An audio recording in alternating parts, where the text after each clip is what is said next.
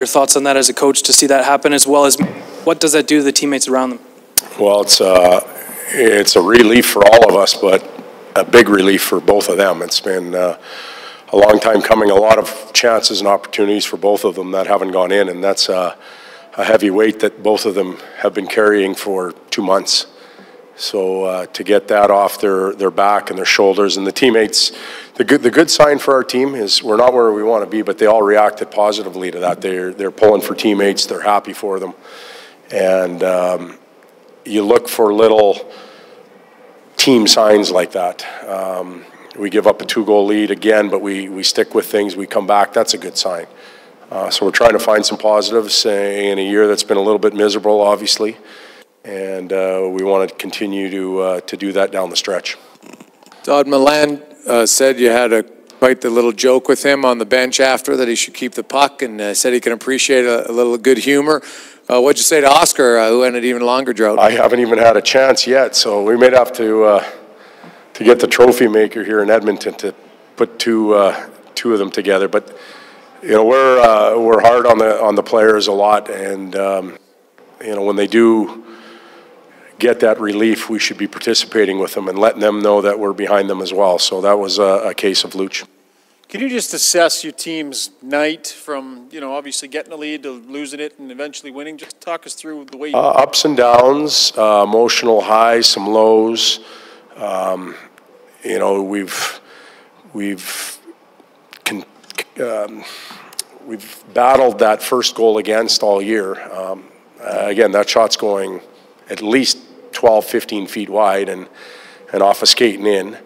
You know, so that was a bit of a downer, but then how are we going to react? Were we going to roll over and feel sorry for ourselves? We didn't. So that's there's a negative. We turned into a positive. Shorthanded goal, penalty kill was real good. Power play got us one. There hasn't been many nights this year, obviously, when special teams won us a game. Tonight was one of those. We give up the lead. Again, that's an emotional downer for us, but we find a way to come back. So a night of ups and downs, some inconsistencies, but we found ways to recover. Talk a little bit about Ryan Strom's game tonight. On that shorthanded goal, he showed, I thought, a lot of real smarts on that play. Well, he was smart on that play. One, he didn't force a pass shorthanded. When you force a pass shorthanded and it doesn't work, they're coming back at you with at least a 4-on-2.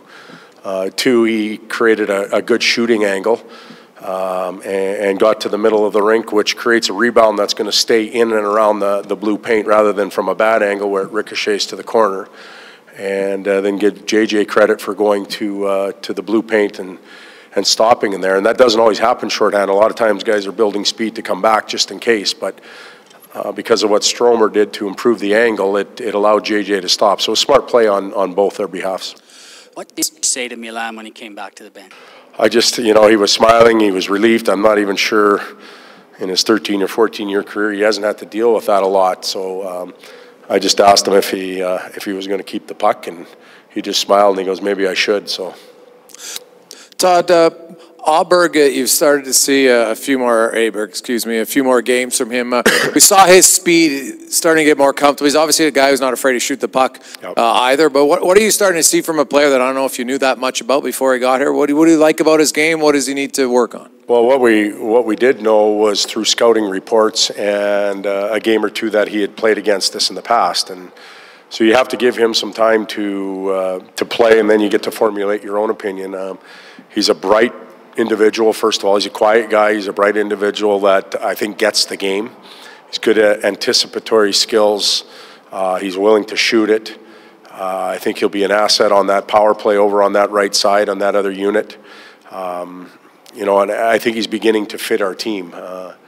Young guy, traded for the first time, European player, a lot to adjust to. So he's doing a good job. You were talking about Aubrey there on the power play. Pulley RV scores on the power play tonight, and also you had Bear out there on that top unit. It really seemed like they were able to whip it around a bit. Did you see some potential in those two players moving forward and maybe increasing their power play time? Oh, well, I see potential in those two forwards, of course. As far as increasing the power play time, it will come as we go. They got us a big goal tonight. The difference between Ethan and Pontus is the position they play. sometimes a D-man can stay a little bit longer. He may not have a lot of work.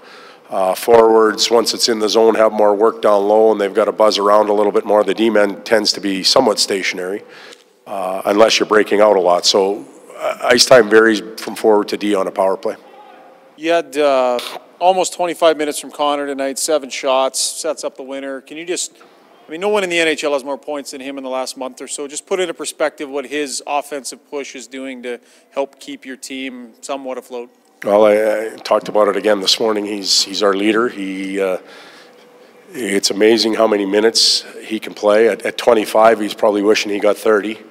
But we're trying to develop a third and a fourth line center right now. So may sound strange. It may take a minute or two away from Connor, but that's the situation we're in. But at 25 minutes, he wasn't tired. He just kept going and going, and he drives our team. That's what your captain does, and we're going to need that from him as we go forward for the rest of the season to keep our needle going the right direction.